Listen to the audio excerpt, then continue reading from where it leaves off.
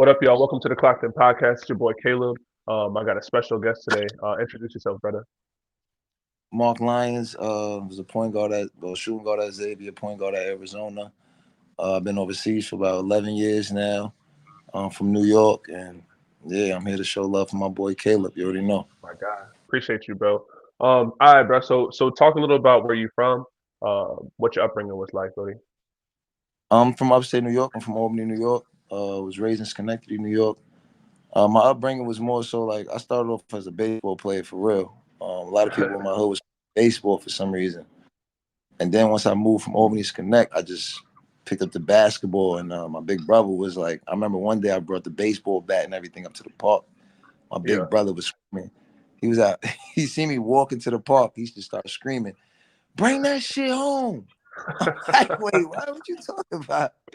So now me, I had to listen to Big Bro and all that. So I brought the baseball bat home, and ever since that day, man, it's just been straight basketball. And this probably was like 8, 9 years old.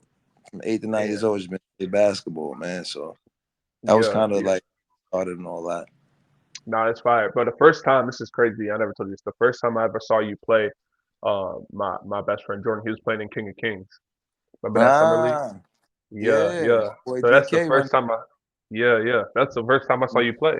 And Uh, I might have been a freshman in college, maybe, but I was just, you know what I'm saying, I was home for the summer or whatever, and my mans was playing yeah. in it, and they was hyping it. They're like, yo, this dude, Mark Lyons. I'm like, yo, who that? You know what I'm saying? And they was like, oh, he play here. I'm like, oh, pretty tough, bro. It's tough, man. Yeah, I was yeah, like, that's bro, it's what's up. cold. You know what I'm saying? That's what's up. Talk a little bit about so after high school you went prep, right? Yeah, yeah, I went prep. I went to South Kent first. I was in the backcourt with Isaiah Thomas. Okay. We had a bunch of dudes. I want to say all 13 of us went D1, big D1s and all that. So I was at South Hmm. Kent. Had a good season over there. It was my first time being away from home like that. So it was tough for me, but you know, what I mean, I adjusted quick. You know what I mean? We Yeah. we we did good. I remember we beat the number one team in the country, which was Notre Dame Prep. They had Mike Beasley and all them. Like we had a Hmm. successful season. And I think we lost in the semifinals and the playoffs. Then I transferred and went to Brewster. Okay. When I got to Brewster, and I became the captain of Brewster. We ended up winning the first championship in school history. Yeah. And you know what I mean? It kind of just prepared me for college. You know what I mean? Like just Yeah. being on that Yeah. level, playing against the type of guys. Because, being from upstate New York, we had a lot of talented dudes like Hmm. Taylor Battle, Jimmy Fredette, just to name a few that was really like that. But when you get to prep, everybody like that. It's not just one Right. star on the team. It's like all 13 could really hoop. So that was my For first time sure. being in that situation to where like, you know what I mean? You going to the jungle, what you gonna do? You gonna come out with a fur coat on, or you gonna be Hmm. lion food? You feel what I'm saying? Right. So Yeah. I Yeah. just adjusted and I mean it kind of helped me and benefited me to help my growth. No, that's a fact. Oh, I got a couple kids that I have that are gonna come up here that they went prep. They go to some big prep schools. Talk about, you know what I'm saying, the decision, you know what I'm saying, to go prep. Like how does that even work for real for real?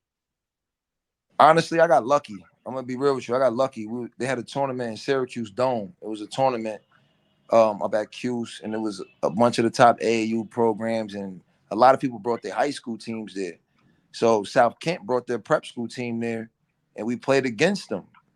And one thing about my AAU team, we was tough. Like we finished third in the country. Like Okay. OJ Mayoman finished first, and Boo Williams finished second, if I'm Okay. not mistaken. And we was third. But long story short, we was playing against South Kent, and they had a bunch of athletic dudes, bro. Like everybody was just athletic. Like it didn't matter how good my team was, how good their team was. The athleticism was the difference. Hmm. So when we was playing, I was really the only one on my team who could like keep up with them athletically, like jumping wise. You feel what I'm saying? Like, of course, Jimmer Fredette, Taylor Battle, like they getting their buckets, they shooters, they get buckets, like that's what they do. Right. But the Right. athleticism is what you know what I mean was like is where it was shown how good I could be. So after the game, I remember we shaking hands and all that, and then Coach Chills, he shake my hand and I keep going, but my coach is after me. He tell my coach like, "Yo, I really like Mark, man. I wish I can get him." And I heard it. You feel me? So after the game, I told the coach, I'm like, "Yo, what, he really said that? Like, he rocking with me?" He's like, "Yeah, Yeah. he rocking with you. I think he wants you." So from that day, like literally from that day, my mind was set on trying to get to South Kent. Like, so you Got know what I you. mean? We had to figure out the paperwork, Hmm. the scholarship and all that. But yeah, from that day I just knew like I gotta get to prep school. I gotta reclassify and get there. So that's kind of how it That's happened. tough. That's tough. All Yeah. right, so leading from there, how you get to Xavier? Dude from my city, Lionel Chalmers. He played at Xavier, and he started all 4 years. He ended up going to the NBA from Xavier. So everybody from my hood, they knew like Lionel. He was like the big time name. Like you trying to get to Lionel went to the league. Like he the best guard to come from here. Whoopty woo. Him and Willie Dean. Shout out to Willie. So my junior year at South Kent, I'm like Xavier came and offered me, yo, Hmm. come play here. You could be an impact freshman, start as a freshman. You know what I mean? We go to the tournament every year. We got 100% graduation rate. So in my head, I'm like, I seen somebody go there and do this. Like, I mean, Hmm. I seen somebody who went there and took the steps to get to the NBA and was successful. So that's kind of what made my decision for me. The hard part, Got that really you. wasn't the hard part. The hard part was really staying committed. You know what I mean? Got Because you. Xavier Hmm. wasn't, it's a big time school, but it's not looked at as a big time school back then. Right. Now they in the Big East and all that. So when you got like UConn, St. John's, Washington, all these dudes, Ohio State, when you got all these dudes, once you committed, that's coming at you, it's like, do you stand your ground or do you waver? You know what I mean? So Hmm. that was really Hmm. the hard part. Yeah, for sure. So it's funny when I was doing some research on you and all that, bro. It looked like once you got to Xavier, you was super loyal, bro. Like it looked like you had Yeah, like a family there for real, for real. You know what I'm saying? yeah, for sure. For sure. So Like, would you say you made the right decision going there? my honest opinion is yes, because of the relationships I built with my teammates. Like, you know what I mean? Okay. Those is really my brothers for life. Like, I talk to them all the time. It ain't one of them. We went to school together, but I don't really rock with you. Like, nah, these is my brothers. I mean, Hmm. everybody, moms call us sons. Like, we know each other. We know each other. Like, it's my brothers. So, as far as my teammates, yes, I feel like I made the right decision. As far as like, of course, we left a legacy there because what we did there was like, we did some amazing stuff over there. But Hmm. I also think there's other places I could have been where I could have got appreciated a little bit more. So it's Got you. like, I don't regret my decision, but sometimes I do wonder if I was somewhere else for 4 years, what would have happened? You know what I mean? Yeah, yeah, for sure. For But sure. I So still then want my same teammates though. Like, give me got my you, same got you. teammates. Yeah, You yeah, yeah, feel for me? sure. For Like, sure. Yeah, yeah. Like we yeah, all going over there then. yeah, give me the guys though. Like, bring them Nah, with me though. facts.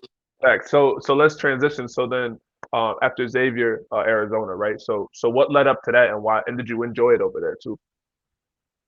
I mean, I'm gonna keep it real with you because I don't know if I told somebody this that was like on a podcast. Like, I went into after the season was over, we went to the Sweet 16. We lost to Hmm. Bella. Tough game. We lost to Bella, and then after the season, you got your little meetings with the coach. Like, you know what I mean, the Hmm. following year, what you gonna do? Some dudes into the league, some dudes transfer, some dudes stay, whatever. So my mindset was, I'm staying. I mean, I'm gonna do my senior year here. I'm actually excited. I'm like, all right, two gone. I mean, now it's really on me to lead these dudes. Like, you know what I Right. mean, it ain't no real backup. It's like, all right, you really got to be the full leader. So I'm like, all right, I'm gonna step up to the challenge. I mean, I like a challenge. So I'm going in there. I'm like, I know I'm gonna stay. So I walk into the office. And the first thing Chris Mack say to me is, "Yo, you got three options." That's the first. That was already a red flag. I'm like, three options. What you talking? Fact. He like, you could enter the draft, you could transfer, or you could stay. But if you're gonna stay, you got to follow team rules. I'm like, what? I'm a senior, bro. Like now what you talking about team rules, bro? Like, Right. but Right. because we got into that fight and all that. So Uh-huh. things Uh-huh. was a little. He was a little nervous and all this about certain things. But I'm like, I feel like this is a threat. Like, I don't like this. Like, I'm like, all right. So the only thing I said, which he didn't expect, I said, all right, cool. I'm gonna transfer. Bro, Damn. I had no idea if I had another school who wanted me. I had no idea, nothing. It ain't like I ain't had no plan or nothing. But I'm just like, you're not just about to put my back against the wall and just think that you just gonna get. I mean, like, I Right, don't right, for move sure. like that. You feel what I'm Hmm. saying? I'm not. No offense, I'm not saying this in no type of way, but I'm not your slave to just do what you tell me to do. I'm not your son Right. to where I'm just gonna listen to everything you do. You wrong Uh-huh. sometimes too. So In my head, I'm like, nah, I can't. I'm just gonna transfer. And then the assistant coach, Coach Steele, he just stood up like, no, Mark, hold on, hold on. I'm like, nah, it's cool, coach. Don't worry about it. He was like, all right, just come back tomorrow. And I mean, let's do this tomorrow. Let's just talk about it tomorrow. Bro, as soon as I left there, I got a couple messages from the coaching staff, Wooty Woo, and it was like, yo, just come back tomorrow. So the next Right. day I go back again. I go back again the next day, and they was like, what's your decision? Like, did you think on it? I'm like, yeah, I'm transferring. So he's like, all right, well, if you're gonna transfer, I'm gonna put out the message that you transferring because you don't want to follow team rules. Wow. Then then I didn't look at it like this is like just making me look bad. I didn't even think about it. I was so hurt that he even like try to even put this in my head, thinking that I won't just dip out. Like, it's cool to be here, but I don't need you, bro. Like, you feel Right. me? Right. So when he said that, I'm like, that's kind of crazy. Like, you just gonna say I don't want to follow team rules? Like, come on, bro. You didn't even give me no rule yet. It ain't like he gave me rules like, yo, you gotta follow this, you gotta do Yeah. this. It wasn't even that. It was just like you gotta follow team rules. I'm like, I always follow team rules. I ain't Right. never get Right. suspended for not doing the right thing. Right. You know what I mean? So as soon as I left out that meeting, bro, they was sick. I was a little sad and all that because I didn't know what I was gonna do. Mhm. Bro, as soon as I got to my dorm room and it made the media that Mark Lyons is entering, he's gonna transfer, that's when things start getting bright. My phone started Word. ringing. Calipari Calipari on the horn, Bill Self on the horn. I'm like, oh, okay. Yeah. Okay. I never forget the first two schools that hit me was LSU and UCLA. But UCLA, Crazy. this is when it was going down. It was like they wasn't even really Yeah. relevant. So I'm like, Yeah. this is UCLA, but I'm like, I'm not even hyped like that. LSU, Right. they ain't had really no big time names since then besides Mhm. Marcus Thornton. So I'm Mhm. like, I'm not worried about y'all, but I'm like, all right, things coming through though. Like Right. when I Right. got that, when I got that Bill Self and Calipari call, I knew it was up. So I'm like, all right, I'm not really a Adidas guy, so I'm gonna go to Kentucky. You know what I mean? Right. So Right. that was my mindset. I was really going to Kentucky, like. But then Sean Miller called me, and that's who I got recruited by. He was like, "Yo, we need a point guard. You know the system, same plays. You got a more talented team, and you got a more talented team to deal with. Like now you got Damn. more talented teammates." So I'm like, all right, it makes sense. Went on my visit and committed. That's so tough, bro. That's so tough. Yeah, So bro. you so how was Arizona, man? You obviously you did well there, but like how was it comparatively to Xavier for real? Honestly though, it was just, what I mean, it was surreal just because I never been on a big campus like that. I mean, this is point guard U. It's just Yeah. the whole city is just really built on Arizona basketball. Like, Mhm. you know what Mhm. I mean? It's like it was surreal, bro. I grew up watching Arizona. You know what I mean? Like, Yeah. you know what I mean? Salim Stoudemire, Jason Gardner. You know what I mean? All these dudes, bro. Yeah. I always wanted to go there. You know what I mean? So it was surreal, bro, and it was a great feeling because they embraced me. You know what I mean? I had some cool teammates. It wasn't what I was used to as far as like East Coast dudes. It was my first time on the West Coast, so Right. I had to Right. adapt. But going to prep school and all these type of places, I've been adapting my whole life, so Mhm. it was Mhm. kind of easy for me to adapt. And I had a great coaching staff who was the same people who coached me as a freshman, so that Okay. was easy to adapt to. So it was Nah, cool, that's bro. fire. It was That's cool, man. It fire. was lit. It was That's lit, man. fire. If you could look back at your college career, right? Name your name your favorite moment, like your favorite basketball moment that you had. My favorite basketball moment in You got a lot, college. bro. I got a lot of favorite moments to you. I ain't gonna lie to you. Yo, that's just what I'm saying. Yo, Nah, you was crazy. I'm gonna give you two moments. I got two of I them. bet. One of them is obviously the Florida game winner. Like, Right. Yep. Yep. it, yeah, it's the game winner against Florida. Two top teams in the country, both undefeated. We was down 10 with a minute left, came back and won. So that was just crazy. You know what I mean? Facts. Nah, that was tough. But another one is when we played Vanderbilt, my junior year at Xavier. When we played Vanderbilt, they was top five or top 10 in the country. I want to say we was like 15th, 18th, like we was just trying to make our way. We was undefeated. I think they lost one game by then.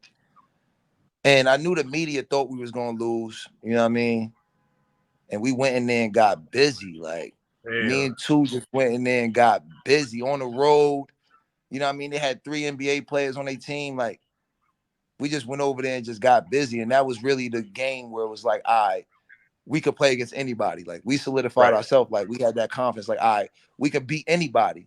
You know what I mean? So Nah, we just that's a started. We fact. kept winning after that, and eventually got to seventh in the country. But that game right there just kind of solidified me to know, like, all right, I'm really playing with the big dogs, and I belong here. And Nah, I that's a mean, we fact. beat them.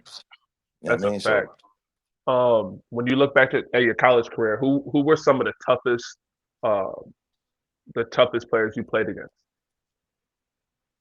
looking back at college, when I was at Xavier, played against some tough dudes, bro. But the one dude that I can say that killed us, it's only one dude I can remember like really killing us. And that was little Chaz Williams, man. Shout out to Juice Yeah. Chaz Williams. Chaz gave He- us like 30 points, 9 assists, bro. It was nothing we could do with him. He was going crazy. You feel me? What about an But AZ? that AZ, I would say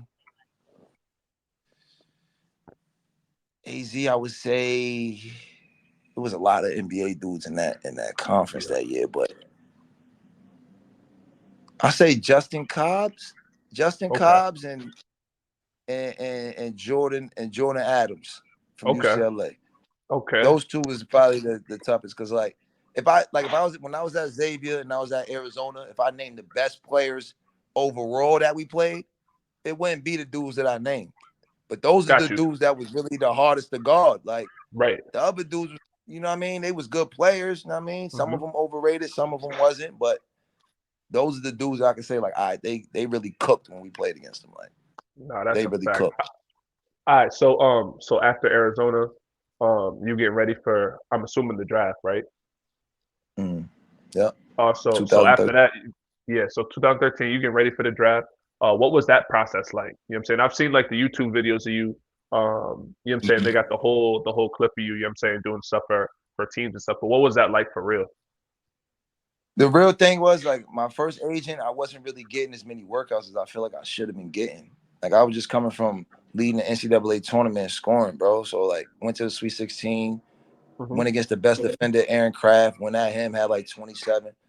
You know what I mean? Like I Yeah. felt like I deserved a lot, you know what I mean? And once I switched my agents, once I switched my agent to over to Octagon, the Witcher calls started coming. Like the workouts pulls, it was on their way. So I mean it was a process, you know what I mean? But you go in there, you play against this team, you play against this dude, you play against this dude, you Hmm. kill this dude, and they'll still draft the dude you kill. You know what I mean? So it's like it's a weird process, but I kind of knew like after that fight how hard it was gonna be for like to Hmm. get into the league because none of us went to the league. That was a part of that. And we had Got you. a lot of talented dudes on both teams. So my mindset was like, all right, I know it's gonna be extra hard for me to get in there. I might have to go to the G League or something. Like I knew it wasn't talent. So Got you. I mean, that wasn't Got never a you. It's problem. I just knew politics. I feel like it's politics at every level. You know what I'm saying? for Like sure, for no sure. matter what it is. So after that, you know what I'm saying? Did you go G League or did you go straight overseas and just stay over there? I vividly remember going to Houston Rockets tryout, the workout. Okay. Okay. I was killing at the Houston Rockets. I'm talking about I was killing, bro. And I get into the office to have my little meeting with the organization. And Daryl Morey asked me straight up. He said, "Yo, Mark, how would you feel if we drafted you and then you went to the G League?" I'm like, all right, y'all thinking draft me second round and send me to the G League. So therefore, I'm really not on y'all team. Y'all just sending Right. me to the G League to stash me. All right, I'm gonna go to the G League, make like 30,000, 25,000. Nah, that's what I'm Right. weighing all this in my head. I'm like, to Yeah. be honest with you, Maury, like I got a family to provide for and all that, and I don't know if the G League is my best option financially. Fact. You know what I mean? I told him straight up, and honestly, I said that to him, hoping he would draft me still, Right. because I Right. was Right. being real. You feel Right. me? Because I'm being real with you. Like I'm just being honest with you. And I said, like, I don't mind going to G League as far as like trying to work my way up and earn a spot. But Hmm. if I don't have a spot, then I feel like I need to probably try overseas to feed my family. For real. If you put me on the 15 person on the roster, I'll be top 6 by the time, you know what I mean, it's all said Yeah, and done. facts. Because I'm gonna work my Facts. way up. But if you just want That's to a fact. draft me to stash me in the G League, we see how that worked for other people already. You know what I Nah, for mean? real. For real. For real. Yeah, All so right. So after that's that, that. so after that, you've been overseas. So how long you been overseas now? This is my 11th year since Damn. 2013. Damn. You Yeah, like like it out 11 there, bro? years. I mean, yeah, bro. I mean, it got its pros and cons. Like, I don't like it, but I do like it. You know what I mean? I Yeah. get the hoop and get paid to do what I love. You know what I mean? Not being with your family all the time when you can be. That's the hard part.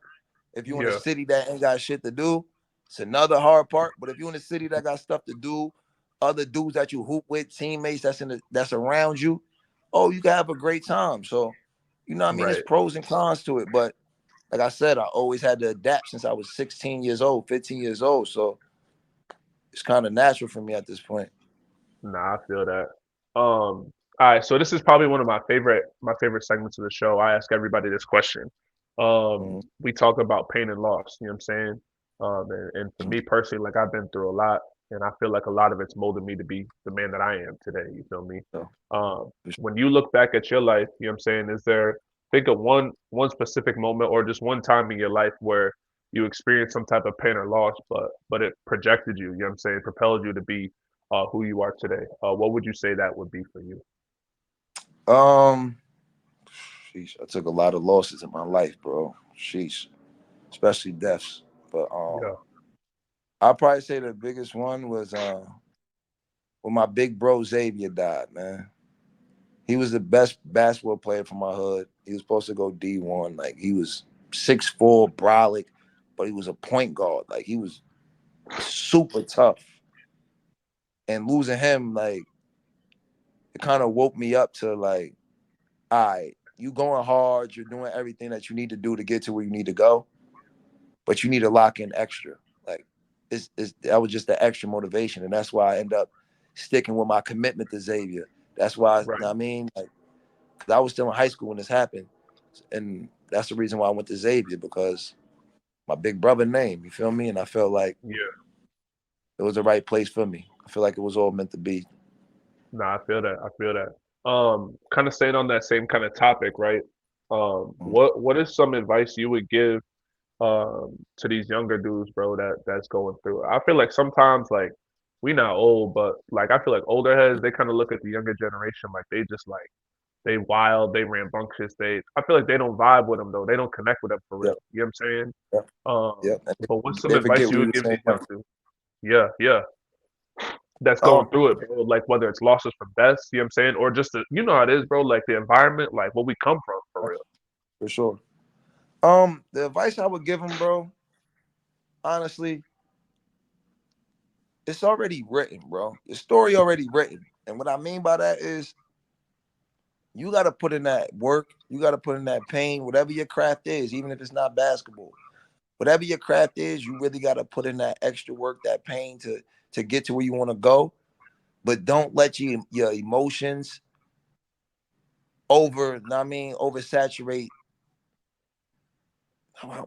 Don't oversaturate your mind, bro. And what I mean Yeah, by that yeah, is when things don't go right, or you feel like somebody is, you know what I mean, a little pushy touchy here and there with certain subjects, or you on the court and anything going wrong, don't show your full emotions. Don't just lash out. Don't just get attitude with people for over silly shit. But even though it's hard when you were a kid, believe me, I was there.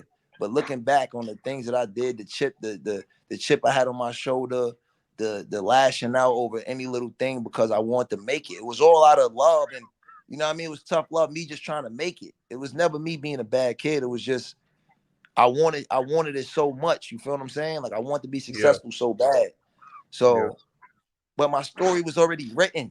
You get what I mean? Like I was gonna be where I'm at, regardless if I lashed out or not. So That's a fact. sometimes you could burn bridges, burn relationships and things like that along your journey because you want something too much. When at the end of the day, it's still gonna happen, and you still could be a genuine kid. You still could be a good person. You know what I mean? Don't Yeah, let you being a good person get outweighed over you lashing out or having attitudes over little things because things don't go your way. Sometimes you got to fight through that adversity without being loud. You got to fight through that being silent and just stay, you know what I mean? Stay 10 toes down, stay humble, and it's going to happen for you. Nah, I love that, bro. I ain't gonna lie, cause I feel like you hit on something that was fire in that, bro. Like I feel like a lot of these kids is misunderstood for real. You know what I'm saying? I feel like you 100%. like you said, bro. Like they not bad, bro. They're not. They not for real. They going through something. They've been through something. You know what I'm saying? And they don't know. They might not know how to get out of it. They might not have had somebody Sure. that taught them. And in the For sure. world, right? Society, we expect these kids to uphold the standard, right? Hmm. But they don't know. That's a The fuck fact. you Because gonna at tell the them? end of You know the what day, I'm saying? the person saying that they trying to uphold them to the standard, you don't even talk to them about the standard they need to be upheld to. Exactly. You know what I Exactly. mean? But Exactly. that's what I'm trying to Exactly. say to them. It's more so, you know what I mean? Don't just don't let your emotions get the best of you, even when it's hard. Because at the end of the day, the environment we come from, shit is hard, bro. It's Yeah, definitely hard. But you that's a gotta fact. mean you gotta put your head down and keep marching forward. Because at the end of the day, life don't stop, time don't stop. You feel me? And them That's a same people fact. that you might lash out to and do all this to can be the same people that you might need a helping hand from come down the line. You know what I mean? Hmm. So always just, you know what I mean, try to stay within your grounds, man. And you're gonna be misunderstood whether you loud or you quiet. You're gonna be Hmm. misunderstood. You That's a feel me? fact. So it's just more so about just trying to stay humble and stay 10 toes down and keep marching forward, bro. Because it ain't gonna get easier, but That's a it fact. could get harder if you The- start tripping and bugging. You know what I mean? For real. So For real you though. know, For real. Nah. you All know, right, man. So in closing, bro, talk about fatherhood, man. What's it like, man? man, it's one of the best things you ever in your life. And the reason I say that is because it comes a certain time in everybody's life, especially youngers. I want y'all to understand this. It comes to a certain point in your life where you hit the reality of like, what am I living for? Like, what's next for me in life? Like, I say around like the 30s, 32s, around there, you hit like a point in your life where you say, what am I alive for, bro? Like, what is my purpose? And then when you have a kid, it opens your eyes up. Like, Hmm. I'm here to give off the knowledge to my juniors, bro. Like, to my kids. Like, that's another life. You're raising another life to be better than you, to elevate the world. The things that you couldn't do or you wanted to do, you could instill that on your kids and the morals and all that to help the world, if anything. But you also, I mean, it gives you a reason, bro. Like, Hmm. kids really give you a reason to be alive. So that's why I never understand people who not in their kids' lives, because it's a blessing to have a kid because it just opens you up to life, bro. It's just that's what life is about for real. Nah, I love that, bro. Love that. Hey, man, I appreciate you for hopping on the podcast, bro. I know the Already. people they gonna love this, man. Hey, good luck today. Get that dub. You feel me? It's love, Yeah, I bro. Love, fractured love, my love. hand, so I ain't playing, but I'm going. Bet. Oh shit. All right. So you got surgery? Yeah, nah, they what you call? I just had a cast on for 3 weeks. It didn't break. It was just fractured. Had a Oh, cast all for right. three Bet. weeks. Now I got to rehab for another 3 weeks. Okay. Well, For sure. speedy recovery for sure, brother. Appreciate you, brother. You already know, Appreciate man. you, man. Love.